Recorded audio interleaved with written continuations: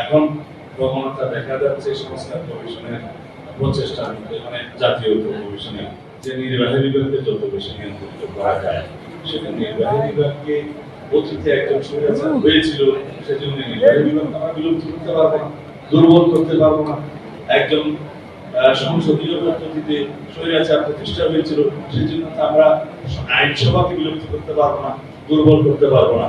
আমাদেরকে চেষ্টা করতে হবে চেক অ্যান্ড ব্যালেন্স এবং একটা হারমোনিয়াস কোঅপারেশন, একটা মধুর সম্পর্ক এবং পাহারাদার সৃষ্টি করা, সেফগার্ড সৃষ্টি করার জন্য সকল অর্গানগুলোকে সেভাবে শক্তিশালী করা, সকল গণতান্ত্রিক এবং সাংবিধানিক প্রতিষ্ঠানগুলোকে শক্তিশালী ভিত্তির উপর দাঁড় করানো, যাতে করে তারা নিজস্ব এখতিয়ারের মধ্যে স্বাধীনভাবে কাজ করতে পারে।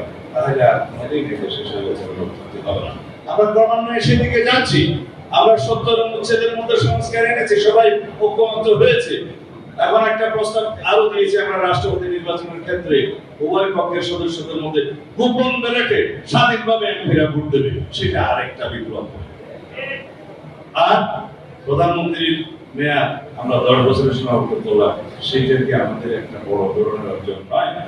আমরা যদি প্রতি ক্ষেত্রে নির্বাহী বিভাগকে সীমাবদ্ধ করি, আইনিভাবে সাংবিধানিকভাবে থাকি, নির্বাহী বিভাগ দুর্বল হবে, রাষ্ট্র পরিচালনা করা যাবে না, সরকার পরিচালনা করা যাবে না। আর যদি যে যার জায়গায় নির্বাহী বিভাগ, বিচার বিভাগ এবং আইনসভা তার সীমাবদ্ধের মধ্যে কাজ করতে বাধ্য থাকে, সেই ব্যবস্থাটা আমরা গ্রহণ করি, তাহলে প্রকৃতপক্ষে রাষ্ট্রের সংস্কার হবে।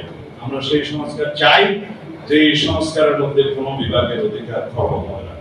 আমরা সেই সংস্কার চাই, যেই সংস্কারের মধ্য দিয়ে রাষ্ট্রের একটি শক্তিশালী গণতান্ত্রিক রাষ্ট্র কাঠামো নির্মিত হবে।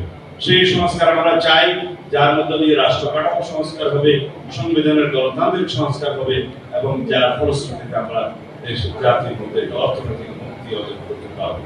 সেই রাষ্ট্র ব্যবস্থা, সেই সমাজ ব্যবস্থা আমরা কামনা করি। আমি এর বিষয়ে বক্তব্য দিতে চাই না, আমাদের